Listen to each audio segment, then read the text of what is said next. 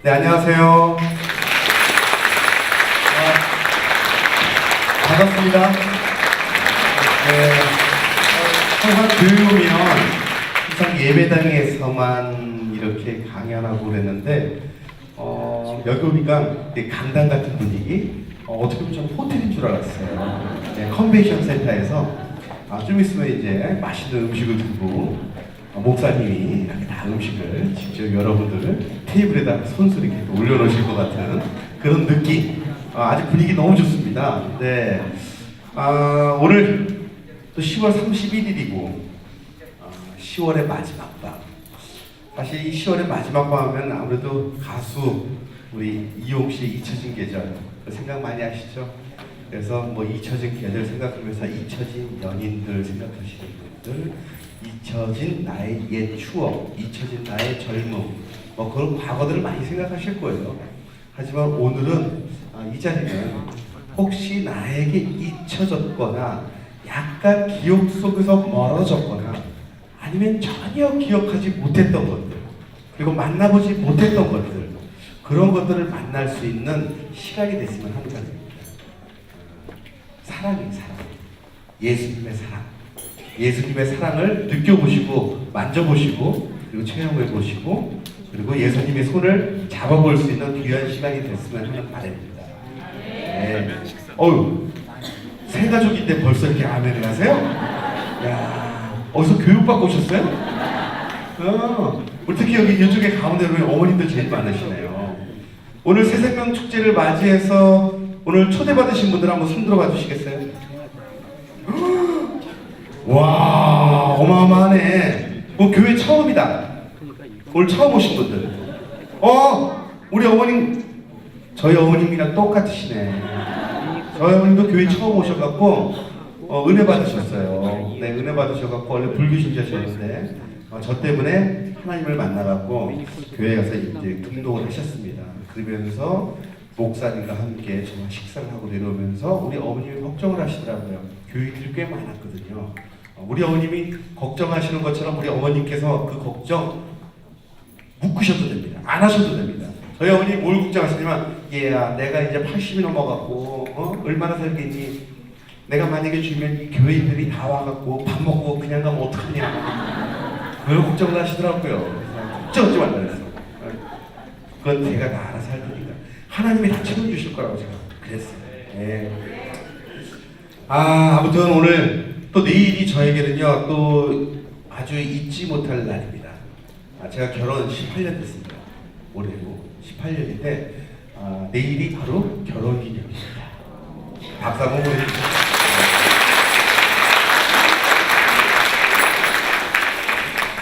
결혼기념일날 항상 즐거움이 있어요. 많아요. 근데 저는 결혼기념일날 가장 기억에 남는 선물이 있었어요.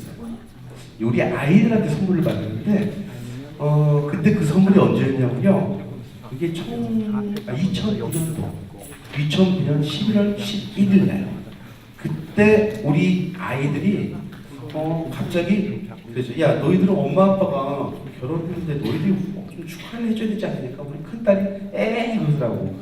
우리 그 아들이 갑자기 하더니 삐죽삐죽 하더니 지방에 가더라고요. 그래서 주머니에서 뭘 들고 와 양손에 꼬깃꼬깃한. 그러면서 엄마 거, 아빠 거 그러면서 멘트를 기가 막힌 멘트를 합니다. 엄마 아빠 필요한 거 사 쓰세요. 그러면서 10,000원짜리를 하나씩 주더라고요. 그 얼마나 감동이에요. 근데 애들 앞에서 우리 부모님들한테 용돈 주는 거 그걸 아이들이 봤나 봐요. 그러니까 아이들은 부모님의 하는 행동들을 안 보는 척하면서도 다 봅니다.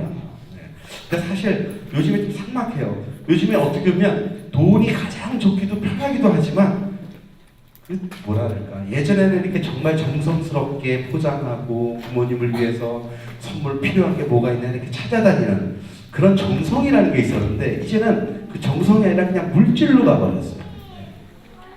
근데 간혹 보면요 신앙도 그런 것 같아요. 내가 신앙은 갖고 있지만 어쩔 때로는 그냥 물질로만 대체하는 그런 신앙을 갖고 있지 않았나는 저도 생각을 했었습니다. 예전엔 전 그랬었거든요. 예전에는요 우리 아내가 저를 하나님 존대했을 때 곁으로 왔을 때 정말 저는 그냥 무늬만 크리스천이었습니다. 그때 저는 정말 내가 필요하면 내가 하나님한테 물질로 드리고 거기에 대한 응답을 받으려고 노력을 많이 했었어요. 근데 그게 부질없는 거라는 걸 뒤늦게 제가 깨달았습니다. 하나님은 그걸 원하시는 게 아니더라고요. 자기를 기뻐할 수 있는 일들을 하는 사람들을 원하십니다. 사랑스러운 자녀들을 원하시더라고요. 그리고 그 선물 얘기하다 말았는데 그러더니만 저는 그게 선물이 끝나는 줄 알았어요. 근데 그 아이가 갑자기 화장실로 끌고 가더라고요. 저하고 우리 아내를. 그리고 우리 아내를 먼저 변기에 앉히고 우리 딸하고 우리 아들이 발을 씻겨주는 거예요. 세수대에다가. 야, 얼마나 감동입니까? 저는 그걸 카메라로 다 찍었어요. 야, 어떻게 11살짜리하고 7살짜리가 그런 기특한 생각을 할까? 그래서 제 발도 닦아주고. 근데 더 놀라운 것은 제가 나중에 한 열흘 뒤에 알았어요. 우리 발만 닦아준 줄 알았지만 이 막내가 자기 누나 발까지 닦아준 거예요. 누나 발까지. 그리고 또 일주일이 지나서 11월 8일에 우리 아이가 내 마음속에만 남는 존재로만 남았어요. 그리고 그 아이는 결국 우리 가족 곁을 떠나서 지금 하나님께 되어 있습니다. 그 아이를 통해서 저는 사실 하나님을 만났습니다. 그것도 절벽 끝에서 너무 힘들 때 어떤 사람의 말 한마디도 위로가 안 될 때 저는 정말 모든 게 그냥 나락으로 떨어지는 느낌이었고요. 그냥 세상과의 모든 것들이 다 싫었습니다. 근데 누구나 한 번씩 여러분들은 고통과 고난을 겪으시는 분들이 있을 거예요. 그 깊이의 차이는 다 틀리지만 그 개인에게는 다 아프고 상처입니다. 하지만 그 상처 가운데 항상 예수님이 함께 하신다면요, 세상을 바라보는 눈도 틀려주고요, 그리고 그 고난을 이겨내는 지혜까지 주신다는 거예요. 그러니까 오늘 이 새생명 축제 때 하나님께서 여러분들의 척박한 마음에, 그리고 여러분들의 망가진 자아, 그리고 여러분들의 상처받은 영혼에 새 생명을 불어줄 것을 저는 믿습니다.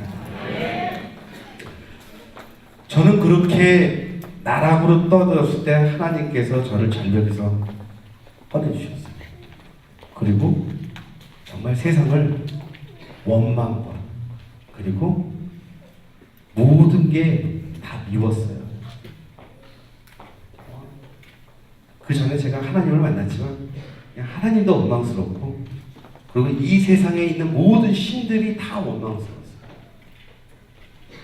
근데 절벽에서 저를 탁 끄집어내 주시는 그 순간서부터 딱 마음을 주시더라고요.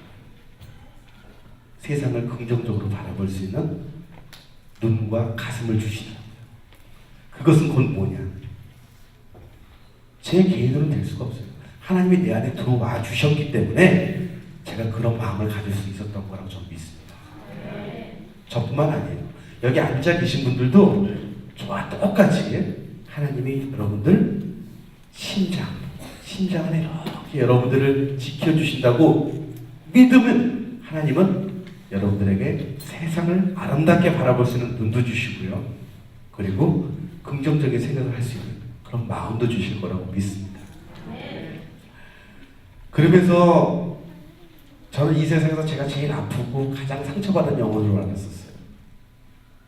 근데 하나님이 제 안에 들어오시면서 점점 세상에는 너만 아픈 게 아니라 주변에 너무나도 많은 사람들이 아프단다. 오히려 네가 일어나서 내가 너를 이렇게 세워주시니 네가 세상에 나가서 너와 같은 상처를 갖고 있는 사람들을 치유해주고 만져주고 이들을 보답해줘라. 그런 마음을 주시더라고요.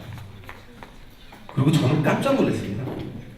갑자기 2010년 1월 12일이 됐는데 IT, 지구 반대편 IT에 대지진이 일어났어요.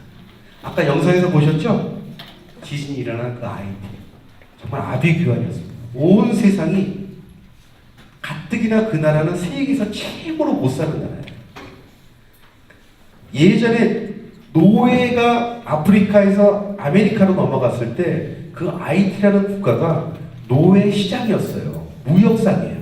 그래서 상중하, 상품 가치가 있는 노예들은 다 미국과 캐나다 그쪽으로 넘어가고요. 그리고 상품 가치가 중간에 있는 흑인들은, 아프리카인들은 다 브라질, 아르헨티나 이쪽으로 내려왔어요.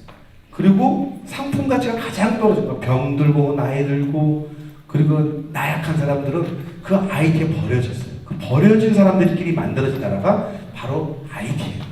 그 종교도요, 크리스찬도 없습니다. 거의 부두교예요. 아프리카에서 넘어온 뭐 이상한 미신, 동물을 믿고 하는 그런 샤머니즘이 강한 그런 나라였습니다. 그 나라가 한순간에 지진의 직격탄을 맞고 수십만 명이 사상을 내고요. 그리고 온 나라가 폐허가 됐습니다. 다 가라앉아 버렸어요. 그 부두교 대성전들이 다 무너졌어요. 그래서 화면을 통해서 저에게 그 아이들을 통해서 자꾸 그쪽을 시선을 바라보게 해주시죠. 그리고 결국 저도 그 IT까지 가게 됐습니다. 근데 그 IT에 가서 너무나 놀라운 일들이 많이 생겼어요. 저는 그곳에서 내가 무엇을 할 수 있을까 했는데 제가 알게 많더라고요.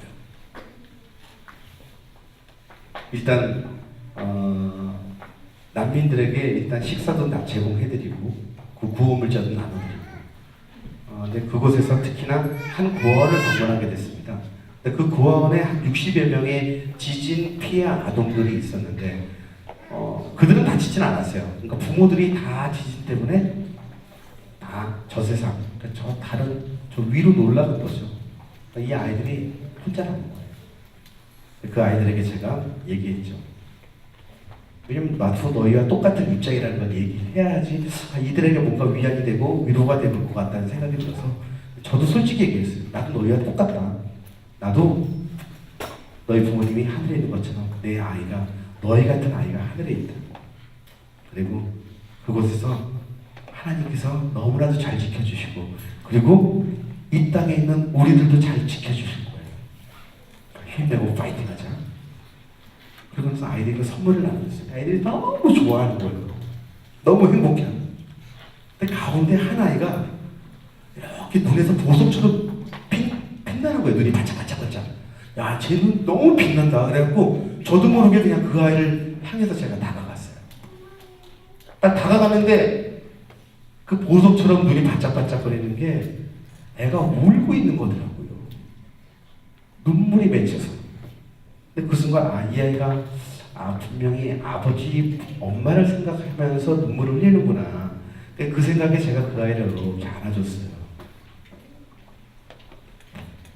근데 사실 그 아이에게 제가 물어봤어.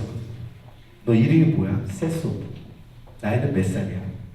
8살이래요. 그때 저 같은 상황을 겪고 있는 많은 부모들은요, 그 아이와 비슷한, 내 아이와 비슷한 아이들만 보면 다 자기 애 같아요. 그리고 그 당시에 우리 아이가 있었으면 8살이에요. 그러니까 8살 또래 애들만 보면 다 내 아이 같고 괜히 눈물 나요. 그리고 천국에 있지만 지금도 이 세상의 나이를 제가 세고 있어요. 아마 이 세상에 있었으면 지금 초등학교 6학년이에요. 근데 그 아이가 8살이란 말에 그가 심장이 쿵닥쿵닥쿵닥 뛰더라고요. 근데 제가 그 아이를 이렇게 안아줬죠. 근데 놀랍게도 그 아이가 저를 확 끌어안는 거예요. 그것도 엄청 세게. 전 그때 심장이 터지고 말았어요. 그러면서 눈물이 그냥 폭포수처럼 쏟아지기 시작합니다. 그리고 그때 깨달았죠. 하나님이 나의 기도를 들어주셨구나. 그 아이를 통해서 내 아이의 체온을 느끼게 해주시더라고요. 평소에는 들리지만 그 아이가 내 아이처럼 느낄 수 있는 마음을 주시더라고요.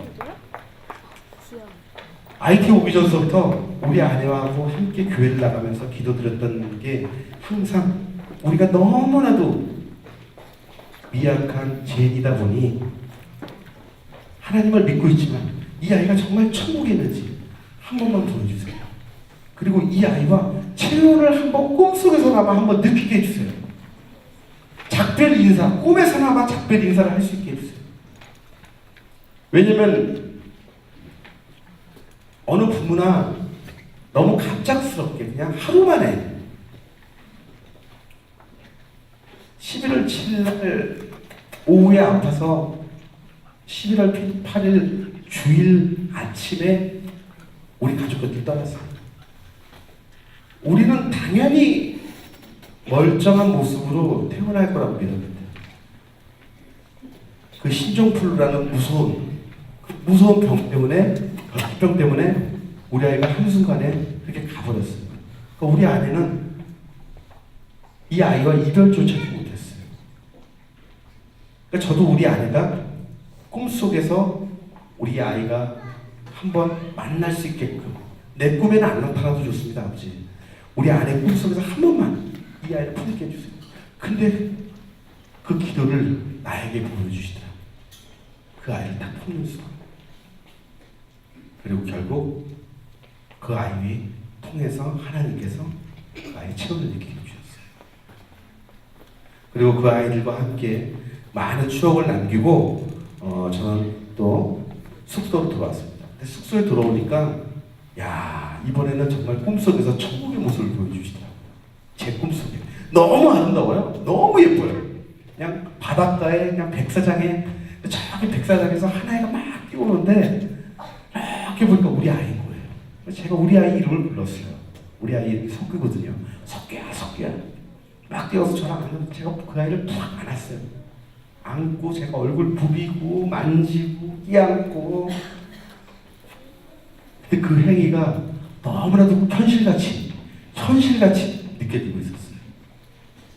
내가 너무 많이 오니까 이 아이가 제 눈물을 닦아주더라고요. 그러면서 이제 그만 울라고. 아빠, 난 너무 좋아. 너무 행복해. 내가 제일 이쁨을 받고 있다는 거예요. 아, 그래, 너는 아빠한테도 가장 이쁨 받고 엄마한테도 이쁨 받고 너무 감사하더라고요. 그리고 그 아이가 마지막으로 하는 얘기가 자기 친구들 좀 많이 도와달래. 그래, 아빠가 해줄 수 있는 다 할게. 우리 아들과 약속을 하고 그것부터 깨어났습니다. 그리고 제가 한국에 돌아와서 제가 할 수 있는 거는 기도밖에 없었어요. 기도하면서 제가 이 IT에 무너진 학교, 그리고 무너진 모든 부두교 그 성전 그 자리에 교회가 세워지길 바라고요. 그리고 이 아이들에게 가장 필요한 학교가 지어질 수 있도록, 하나님의 학교가 지어질 수 있도록 계속 기도했어요. 그래서 제가 이 아이들과 함께 이 아이들을 도울 수 있는 행사를 제가 주관을 하게 되고 기획하게 되고, 또 저에게 또 그런 달란트를 주셔서 제가 그 어려운 상황 속에서 하나님의 그 믿음 하나만 믿고 열심히 자선 미술 전시, 콘서트 그런 것들 계속 준비해봤습니다. 근데 준비하는 와중에요, 참 또 놀라운 일들이 생기더라고요. 제가 데살로니가전서 5장 16절에서부터 18절 항상 기뻐하라, 쉬지 말고 기도하라, 그리고 범사에 감사하라.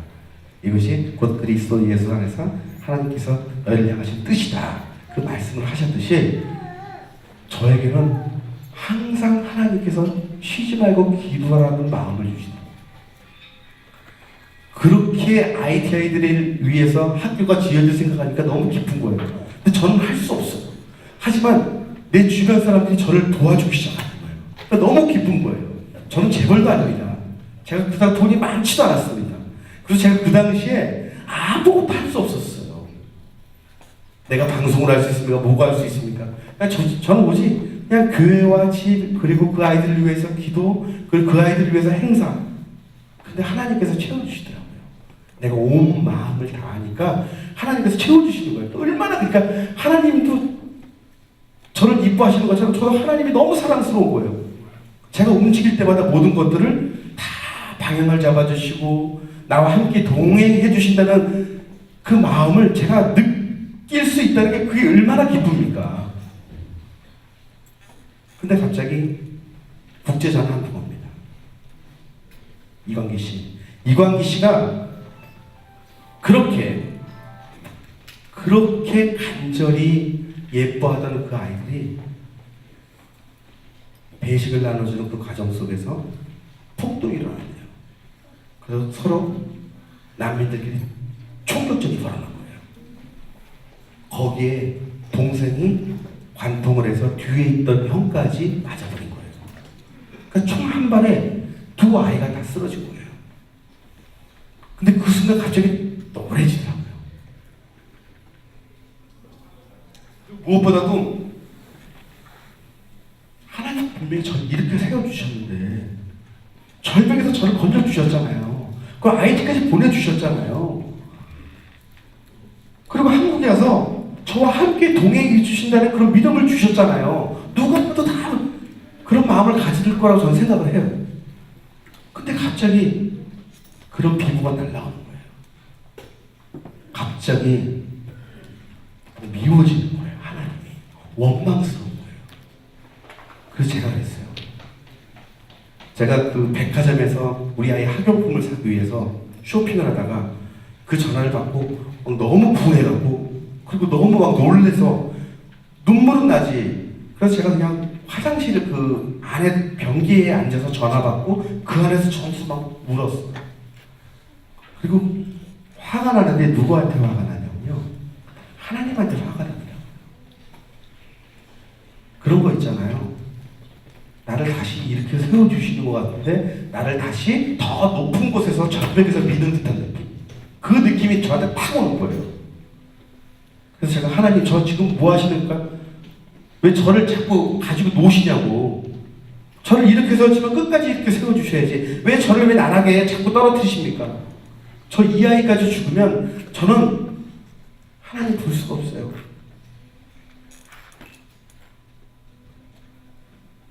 근데 IT까지가 너무 먼 나라예요. 내가 가고 싶다고 해서 갈 수 있는 나라가 아니에요. 제가 할 수 있는 게 아무것도 없더라고요. 제가 그 병기에서 할 수 있는 게 아무것도 없더라고요. 과연 내가 할 수 있는 게 무엇일까? 결국은요, 그 오랜 그 병기에 앉아서 제가 눈물을 흘리면서 계속 하나님 욕하면서 욕하다가 내가 할 수 없는 내가 아무것도 할 수 없다는 것을 딱 아는 순간서부터 기도밖에 없구나. 내가 할 수 있는 건 기도밖에 없구나. 하나님이 나를 다시 무릎 꿇게 하시는구나. 나의 아직 남아있는 그 자아를 완전히 죽여버리시고 나를 다시 자기 앞으로 무릎 꿇게 하시는구나. 그 진리를 저에게 주시더라고요. 그래서 제가 그 화장실에 그 변기통을 끼얹고 제가 무릎 꿇고 다시 기도를 했어요. 그리고 미워했던 하나님에 대한 마음을 회개하고 다시 하나님한테 이 아이를 맡겼어요. 그리고 저 또한 다시 하나님한테 하나님이 쓰고 싶은 대로 쓰십시오. 하나님이 저기 똥통에 가라면 똥통에 가서 살고 저쪽 가시밭길에 가면 가시밭길에 살고 살겠습니다. 그리고 그렇게 기도를 하고 그리고 나와서 내 주변에 있는 목사님과 그 내 주변에 있는 우리 동료 연예인 우리 크리스천들에게 중보기도를 부탁했어요.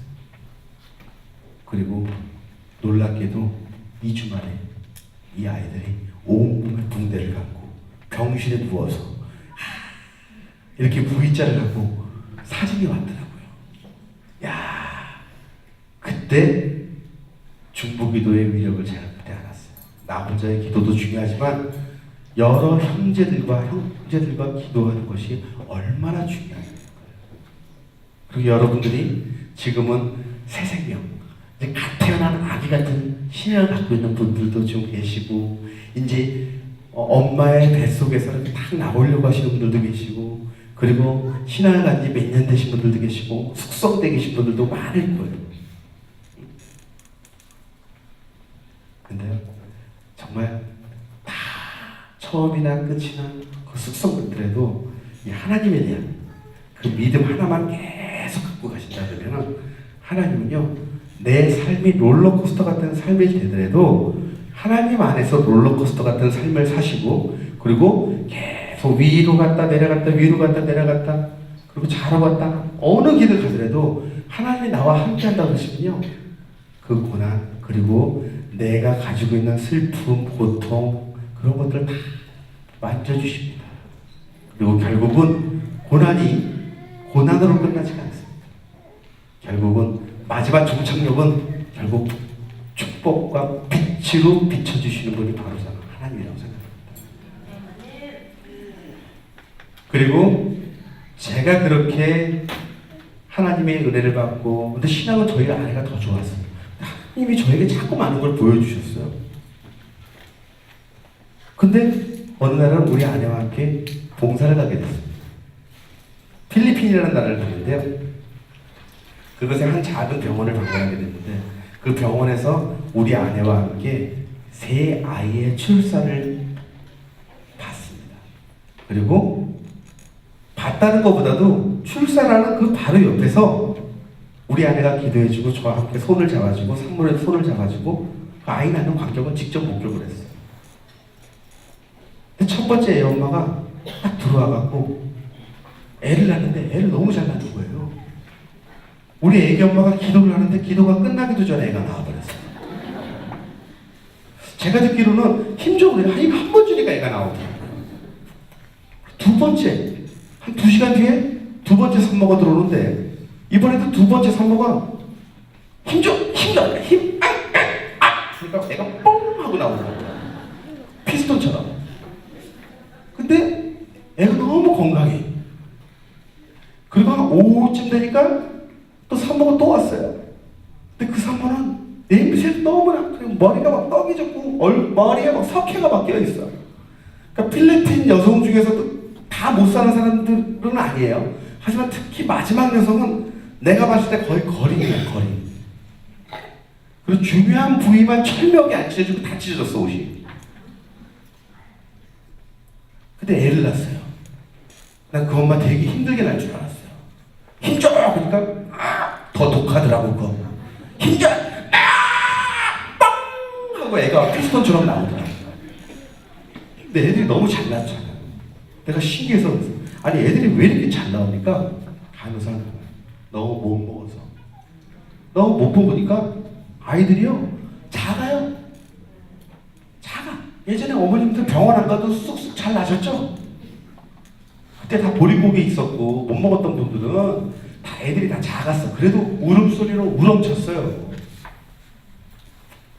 근데 더 놀라운 건 그 세 아이가 다 남자아이예요. 고추에 고추.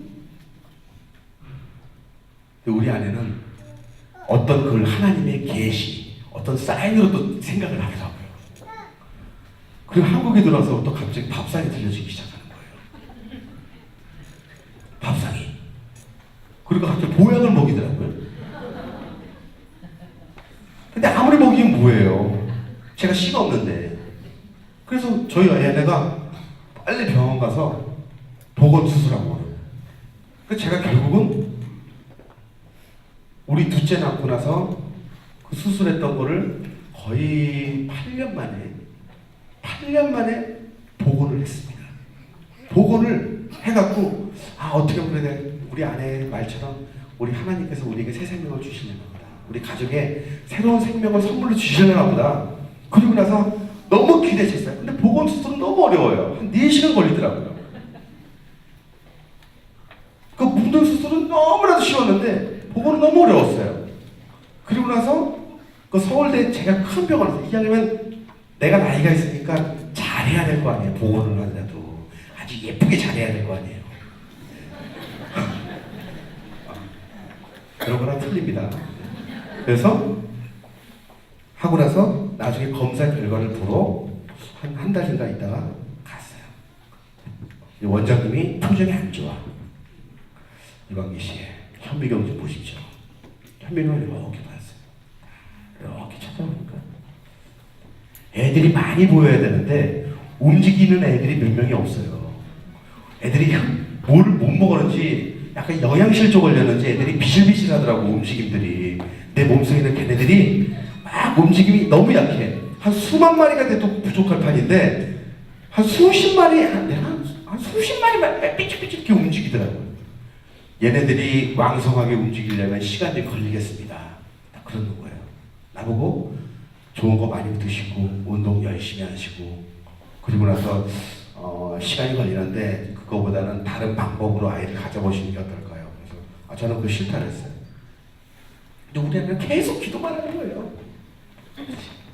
우리에게 새 생명 주시면 이 아이 정말 우리가 다시 열심히 키울게요. 그 아이 목까지 우리가 더 키우겠습니다. 눈물의 기도를 하더라고요. 저도 계속 우리 아내와 함께 우리 아내의 기도를 같이 중보를 했습니다. 왜? 중보의 기도의 위력을 아니까. 그리고 내 주변에 있는 우리 또 크리스찬들하고 목사님한테도 기도를 부탁했어요. 계속 기도를 같이 해주시더라고요. 근데 한 달 정도 됐나? 근데 우리 교회에서 이렇게 기도를 하다가 갑자기 우리 교회 그 큰 대성전에 십자가를 보는데 갑자기 십자가를 보는데 숨이 막히는 거야, 제가. 그러면서 갑자기 눈물이 나기 시작하는 거예요. 그래서 제가 한 달 동안 드렸던 기도가 너무나도 죄스러운 거예요. 너무나도. 왜? 이 기도가 나의 욕심이었다는 것을 깨닫게 해주시더라고요. 그리고 진정한 마음을 저한테 말씀해 주신 하나님께서 얘야, 광기야. 십자가가 나한테 말을 하더라고요. 십자가를 통해서 내가 예전에 너에게서 아이를 주지 않았느냐. 근데 뭐가 부족해? IT에서 제가 그 아이를 품었을 때 하나님께서 벌써 저에게 그 아이뿐만 아니라 피부색은 틀린 수많은 아이들을 품을 수 있는 마음을 저에게 주셨던 거예요. 그리고 그 아이들을 제 자식처럼 생각하게끔 하시고 저에게 선물로 주신 거예요. 근데 저는 이 세상에 사는 저는 피부치라는 그 이유 하나 때문에 내 피부치야만 내 혈육이고 내 자식이라고 생각했던 거예요. 아주 잘못된 생각이죠. 하나님의 기준으로 봤을 때는 우리 모두가 다 하나님의 자녀인데 다 지금 우리 하나님의 자녀인데 내 가족 이렇게 모여있어요. 내 가족은 내 가족이라고 생각하고 있는 거죠. 그러니까 우리는 하나님의 기준으로 봐줘야 된다는 거죠. 그러니까 하나님의 기준으로 봤을 때 하나님께서 저에게 모든 아이들을 다 선물로 주셨던 거예요. 나는 그게 너무 죄스러웠던 거예요. 저 다음서부터 저 하나님한테 바라는 기도를 절대 드리지 않겠습니다. 그리고 그 기도를 다 내려놓고 제가 하나님이 기뻐하는 기도를 할게요. 기뻐할 수 있는 기도. 그리고 하나님이 기뻐하는 일들만을 위해서 제가 찾아다니겠습니다. 그래서 아까 그 김태원 씨하고 그 기자회견을 했던 게 그게 처음으로 IT를 위한 하나님의 콘서트를 연 거예요. 2012년에. 그렇게 그 IT에서 그 아이들을 위한 콘서트를 제가 섬기는 교회에 빌려서 그 교회에서 제 동료 부활과 그리고 뭐 바다, 소향 그리고 뭐 박미선 씨, 이성미 씨 많은 동료 연예인들이 함께 해주셔가지고 너무나도 성황리에 잘 끝났어요. 세계 아이들을 돕는 콘서트이기도 하지만 신앙이 없는 많은 사람들에게 신앙의 씨를 뿌려주고 그리고 빛이 필요한 사람들에게 빛을 비춰줄 수 있는 콘서트가 되길 소망하면서 그 열었던 콘서트다 보니까 많은 분들이 그 콘서트를 통해서 은혜를 받으셨어요. 근데 놀라운 거는 그 다음 날이요. 저는 절대 바라진 않았었어요. 다 내려놨는데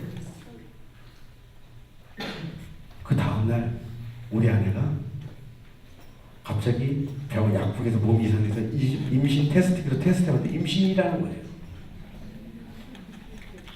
너무 놀랐대요.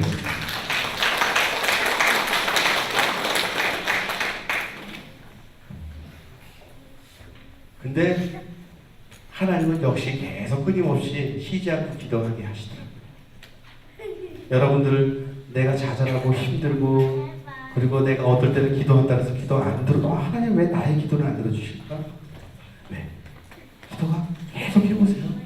계속 쉬지 말고. 저도 계속 쉬지 않고 기도하게 해주시더라고요. 저는 지금이라도 언제든지 저는 다시 또 방황할 수 있어요. 저는 방황했다가 또 다시 저는 하나님한테 올 수 있다고 저는 봐요. 왜? 저는 너무나도 그런 거를 하나님께서 계속 훈련을 시켜주셨던 것 같아요. 3개월째 될 때 우리 아내가 하혈을 합니다. 그 병원에 일주일 동안 입원합니다. 그때 그 심정은 저는 괜찮아요. 우리 아내는 그 상처가 장난이 아닌 거예요. 보통이 아닌 거예요. 왜? 너무 임신했을 때 너무 좋아했거든요. 저도 좋아했지만 이 엄마가 느끼는 또 임신은 또 틀려요. 자기 뱃속에 잉태되어 있는 그 아가의 어머니들은 아마 아실 거예요. 근데 그 기쁨이 3개월도 못 가서 다시 이 아이가 하나님이 다시 데려갈까는 그 두려움. 그 엄마는 그 두려움이 엄청 나거든요. 근데 의사 선생님조차도 아무 말씀 못해요. 근데 제가 할 수 있는 건, 그리고 우리 아내하고 제가 손잡고 할 수 있는 건 기도밖에 없어요. 여보, 기도하자. 당신하고 내가 할 수 있는 건 아무것도 없더라. IT 때도 그랬고, 내가 그리고 사실 당신 이거 임신하기 전에도 내가 하나님한테 다 모든 거 했을 때 다 내려놓고 기도했고, 우린 내려놓는 수밖에 없어. 이것도 하나님의 분명히 깊은 생각이 있을 거고 뜻이 있을 거라는 생각이에요. 어떻게 보면 또 이 아이를 통해서 당신을 더 높게 세우려고 하시는 그런 뜻도 있을 거야. 같이 기도했어요. 근데 기도할 때 너무 편안했어요. 너무 편안했어요. 근데 한 며칠 지나서 의사 선생님이 들어오시더니만 깜짝 놀라시는 거예요. 자기는 포기했다는 거예요. 원래 사실 포기했는데 너무나도 우리 부부의 사정을 너무 잘 알고 그 상처받아 있는 그 마음을 너무 잘 알고 있기 때문에 차마 자기가 어떻게 이 부부에게 얘기를 해야 이들이 상처를 덜 받을까 너무나도 고심을 했다는 거예요. 근데 이 아이는 정말 기도하세요. 이 아이는 정말 하나님이 주시는 선물인 것 같아요. 하나님이 특별히 이광기 씨 부부에게 선물을 주신 것 같아요. 그래서 이 아이가 결국은 이 착상이 다시 올라가기 시작한 거죠. 자궁이 잘 안착됐어요. 근데 역시 하나님은 우리 가정을 계속 기도하게 하시더라고요. 7개월 되는데 전치태반이라는 거예요.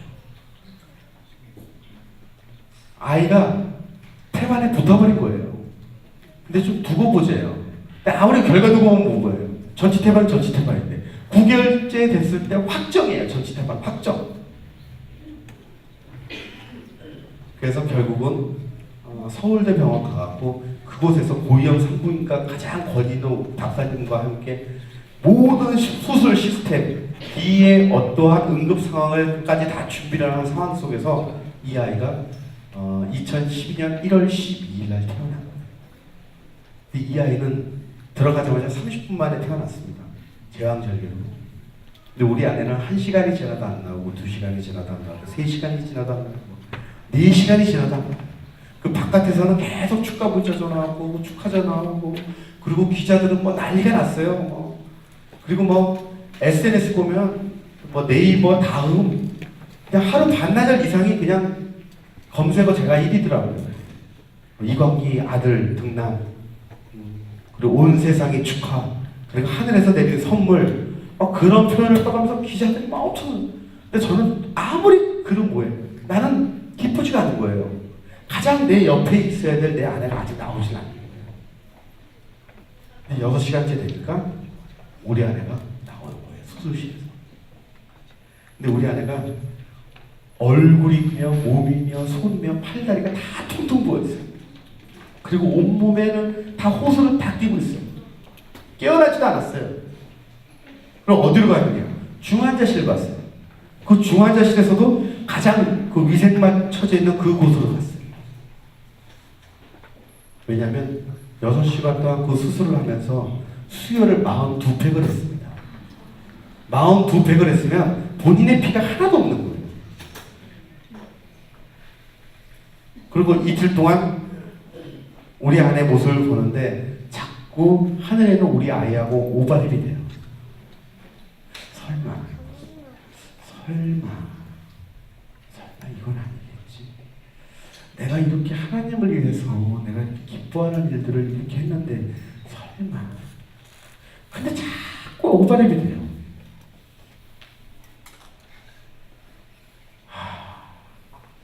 그래서 제가 또 할 수 있는 건요, 결국 기도밖에 없더라고요.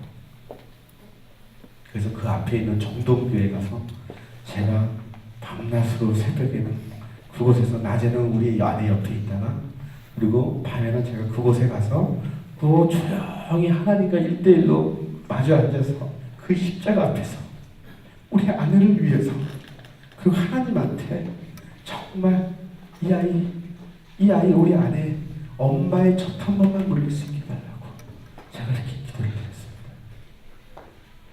근데 그 기도를 들어주시더라고요. 그러면서 우리 아내도 그 중환자실에서 그 아이의 젖을 물렸어요. 한시 정신이 살짝 돌아오니까 이 아이 젖 물리고 싶다. 그게 모성인 것 같아요. 근데 아직도 검사를 해보니까 조직에서 아직도 피가 멈추지가 않았대요. 그래서 또 수술을 해야 된다. 재수술. 그래서 다행히 의술이 좋아져서 이번에는 허벅지를 관통해서 색전술로 한다고. 그래서 색전술 그거 하는데 한 2시간 걸리더라고요, 수술이. 그리고 또 나오니까 이제는 합병증을 또 조심하래요. 너무 단시간에 많은 피를 흘리고 남의 피들이 많이 들어와 있기 때문에 합병증을 조심하래요. 근데 하나님께서 결국 그 합병증도 이겨낼 수 있게끔 해주시고, 그리고 지금은 그 아이가 커서 지금 벌써 4살. 이광기 집사님, 1월 12일이 무슨 날인 줄 아세요? 당연히 알죠. 우리 아이가 태어난 날이죠. 하나님께서 주신 우리 아이 선물. 맞아요. 근데요, 하나님은 정말 놀라우신 것 같아요. 어쩜 이광기 씨에게 아들 태어난 날짜까지 이렇게 절묘하게 맞춰서 주셨는지 모르겠어요. 오늘이 바로 IT 지진 2주기예요. 우리 준서가 태어난 날이 IT 지진난 2주기에 태어났다는 거예요. 1월 12일. 와, 그때 저는요, 야, 하나님이 날 정말 사랑하시는구나. 어쩜 이 아이를 통해서, 이 아이 생일을 통해서 평생 IT를 향한 기도를 하게끔, 쉬지 않고 기도하게끔 그 날짜를 생일로 그냥 박아주시더라고요. 그리고 목사님도 전화했어요. 이광희 씨, 하나님께서 말씀까지 주셨네. 말씀. 요한복음 1장 10절. 영접하는 자, 곧 그 이름을 믿는 자마다 하나님의 자녀가 되는 권세를 주셨으니. 야, 하나님의 자녀가 되는 그 권세, 자식의 권세를 누린다는 건 어마어마하잖아요. 아마 여기 오늘 새로 오신 분들도 하나님을 만나는 순간 자식으로 누릴 수 있는 그 권세를 누릴 수 있다는 그 기쁨을 맛보실 거라고 저는 믿어요. 믿습니다. 그리고 이 아이를 통해서 정말 많은 일들이, 정말 많은 그 고난도 있었지만 결국 이 아이를 통해서 많은 웃을 수 있었고요. 또 전 한 아이의 씨앗을 통해서 제가 이렇게 회복됐다가 다시 나락으로 떨어졌다가 다시 또 회복되는 모습들, 그걸 보면서 아, 이 고난이라는 게 저는 언제든지 나에게 이제 다가오더라도 나는 이거를 기쁘게 맞이할 수 있겠다는 마음이 들어요. 그리고 이제는 모든 거를 내가 한번 내려놔야 되겠다 그러면 저는 쉽게 내려놓을 수 있을 것 같아요. 우리 가족들하고 우리 큰 아이가 이제 대학교 가면 저는 또 하나의 목표가 또 생겼습니다. 제가 이제 40대 후반입니다. 와우 안 해요? 40대 후반처럼 보이죠? 네, 죄송합니다. 네. 나름대로 좀 젊게 하고 왔습니다. 새생명 축제라서. 네. 40대 후반인데 제가 50대가 되면, 50대 초반이 되면 우리 아이가 이제 큰 아이가 대학교를 갑니다. 그래서 1년 동안을 제가 모든 걸 다 내려놓고, 제가 일하는 것들 다 내려놓고 그냥 온 가족이 함께 다 떠날 거예요. 그러면서 성지순례도 가고, 그리고 제가 다리가 튼튼할 때, 건강할 때 그 아이들에게 추억을 남겨줘요. 그리고 이렇게 많은 선지자들이 어떻게 이렇게 여행을 하고 어떻게 이렇게 다녔는지 그런 것도 보면서, 그리고 교민들과도 또 만나서 또 교류도 하고, 또 이렇게 제가 하나님을 만나게 됐던 그런 얘기들을 나누다 보면 또 그 안에서 또 놀라운 또 기적들이 저는 일어날 거라고 믿거든요. 그리고 저는 아까 그 항상 기뻐하라는 그 말이 너무 좋은 것 같아요. 항상 기뻐하는 게 내가 기뻐하는 게 아니에요. 항상 기뻐하라. 내가 기뻐서 기뻐하는 게 아닌 것 같아요. 하나님을 기쁘게 하잖아요. 기뻐하는 일들을 하잖아요. 그럼 결국은 내가 기뻐져요. 하나님이 내가 기뻐할 수 있는 마음을 주시더라고요. 저는 제가 하나님을 만나지 않았다면 저는 기뻐할 마음이 없었을 거예요. 항상 그늘져 있었을 거예요. 우울했을 거예요. 그리고 생각도 항상 비관적이었을 거예요. 그리고 항상 비판적이었을 거예요. 그 세상하고 타협하지도 않았을 거예요. 그 세상을 바라보는 눈도 다 삐딱하게 봤을 거예요. 그리고 목사님을 보더라도 저 목사 이상한 목사 아니야? 다 의심했을 거예요. 하나님이 저에게 항상 감사하는 마음을 주시고, 그리고 기뻐하는 마음을 주시고, 그리고 항상 기도하는 마음을 주시니까 제가 변화가 되더라. 이것은 저뿐만 아니라 여러분들에게도 똑같은 하나님께서 그런 마음을 주실 거라고 믿습니다. 한 번은요, 말로 상처받을 때가 많습니다. 여러분들도 교회를 다니면서 시험을 들 때가 많을 거예요. 어쩔 때는 목사님한테도 시험 들 때도 있어요. 어쩔 때는 주변의 장로님한테 시험 들 때도 있고, 어떨 때는 성도들한테 장로님이 시험 들 때도 있고, 상처받을 때도 많습니다. 저도 마찬가지예요. 저도 상처받을 때가 있었어요. 제가 제일 힘들 때, 그때가 딱 2010년도였어요. 불과 우리 아이 천국에 간 지 얼마 안 돼서 너무 힘들었어요. 그래서 장로님이, 저 아시는 장로님이, 그렇게 믿음 좋으신 장로님이 제 손을 붙잡으시고 눈물을 흘리시는 거예요. 저는 왜 오나 했어요. 이광기 씨. 난 이광기 씨가, 난 이제 이광기 씨의 마음을 알고, 우리 아이를 보내고 나니까 난 당신의, 이광기 씨의 그 슬픈 마음을 알 것 같아요. 근데 그 말한테, 아, 장로님 자녀가 천국에 가셨구나. 나와 똑같은 상황이구나. 그래서 제가 위로를 했어요. 장로님 걱정하지 마세요. 우리 아이도 그렇고 장로님의 그 아이도 그렇고 분명히 천국에서 하나님이 잘 지켜주실 거예요. 그리고 그곳에서 우리 이렇게 밑을 보면서 우리가 천국에 오는 그날까지 우리를 이렇게 미소 지으면서 쳐다보고 있을 거예요. 장로님이 갑자기, 그러겠지. 이광기 씨 너무 고마워. 나는 그때는 몰랐는데 이광기 씨 마음이 이제 알 것 같아. 이제 위로가 될 것 같아요. 근데 이광기 씨 진짜 우리 해피는 천국에 있겠지?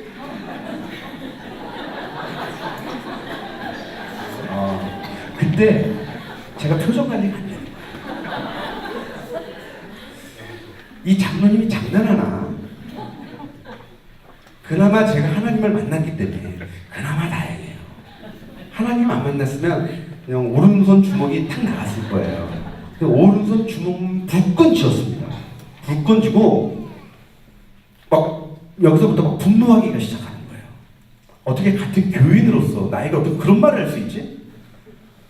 그러면서 가면서 저 장로, 저 그 늙은 할아버지 같은 장로가 우리 아이가 어떻게 사람하고 강아지를 비교를 해?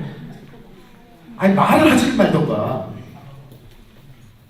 그때 밤에 우리 아내하고 기도를 하다가 문득 그런 마음을 주시더라고요. 아, 이해가 된다. 그분한테는 그 아이가 자기 자식이에요. 10수년 동안 함께했던 반려견인데, 그분한테는, 우리한테는 그냥 강아지지만 그분한테는 자식이에요, 자식. 그러니까 이해가 되더라고요. 그런 마음조차도 하나님께서 결국은 우리가 하나님을 믿으면 그런 분노하는 미움이 일어나다가도 다시 기도하는, 그러니까 매일매일 기도해야 돼요. 그냥 계속 차 타고 가다가 또 하나님하고도 대화하고, 하나님 밥 먹었어? 안 먹었어? 아빠라고, 소양이는 아빠라고 불러. 아빠 오늘 날씨 너무 좋다. 너무 좋지. 아빠 소양이랑 하나님 보고 아빠라 그래요. 근데 그것도 좋더라고요. 그렇게 계속 아빠 찾아.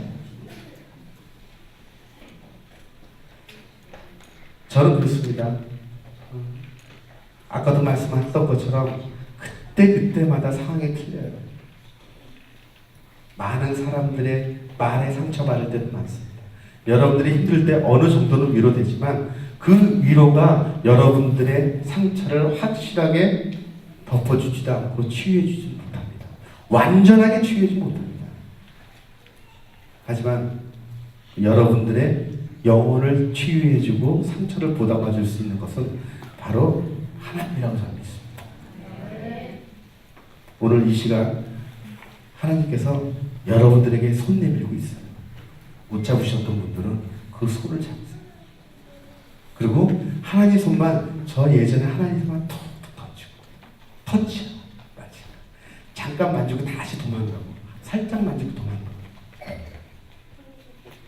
그러셨던 분들도 오늘만큼 다시 손을 꼭 붙잡고 회개하시고 그분의 손잡고 함께 동행하세요.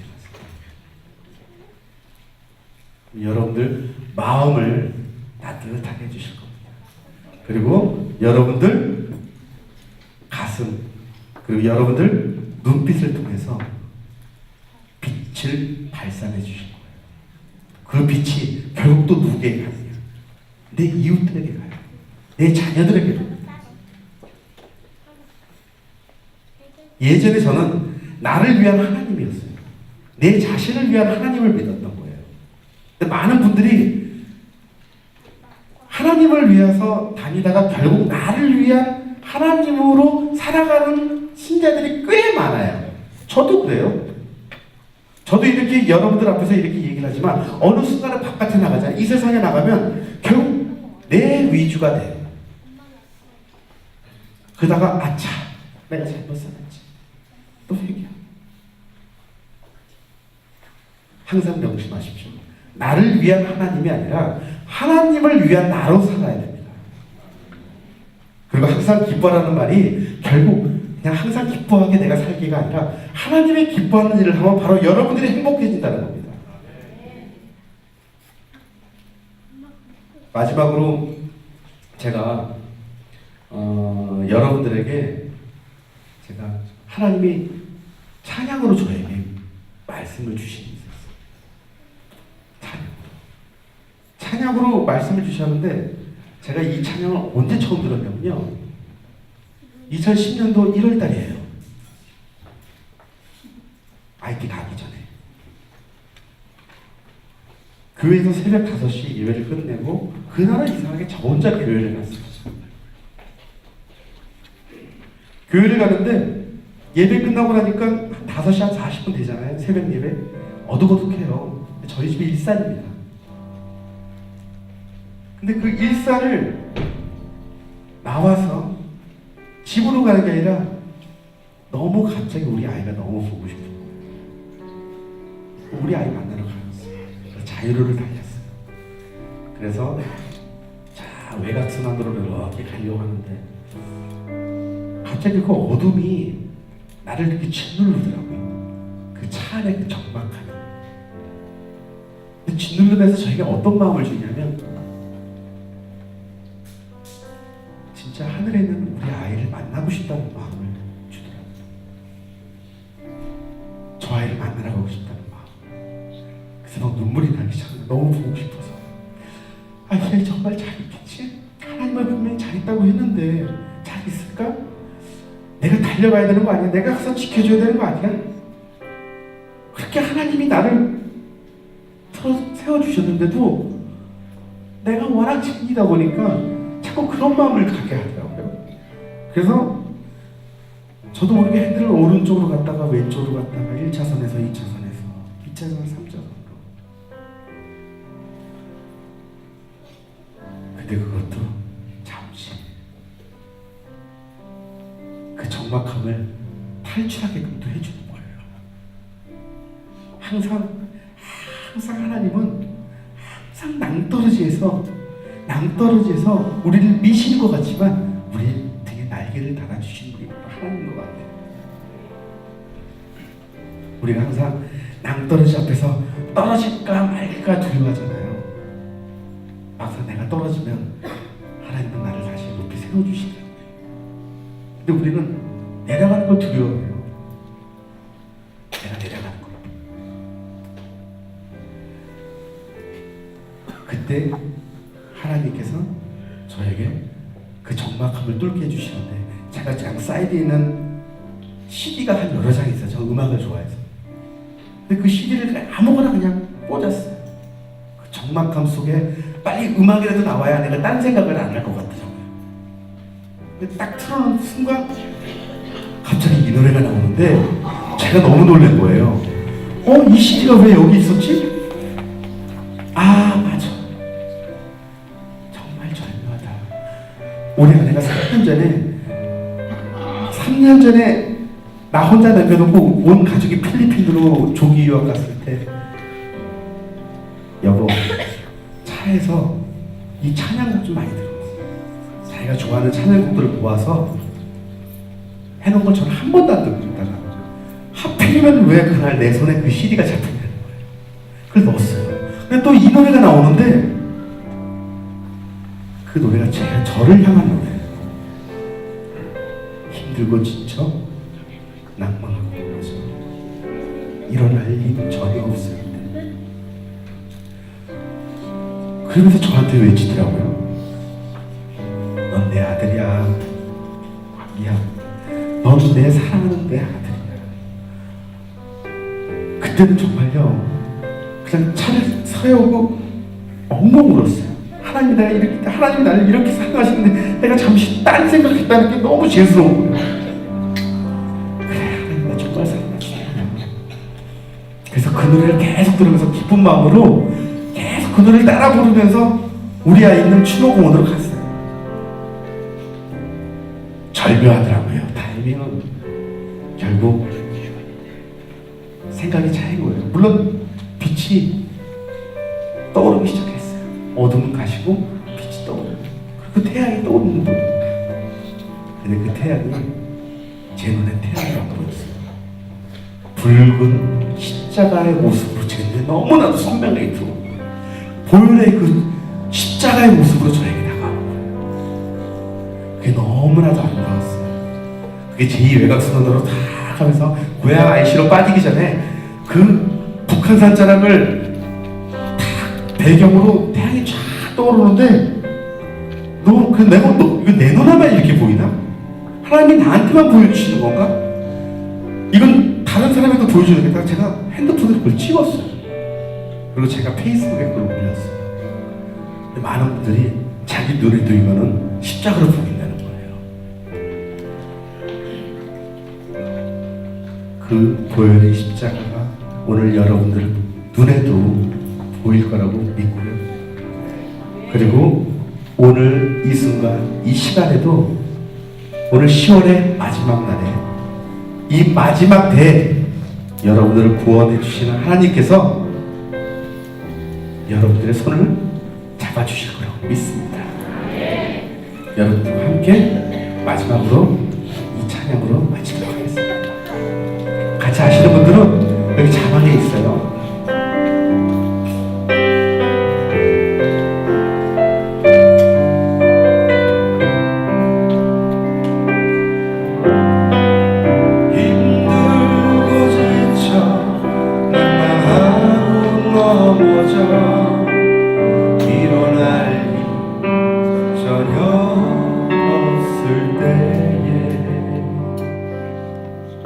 조용히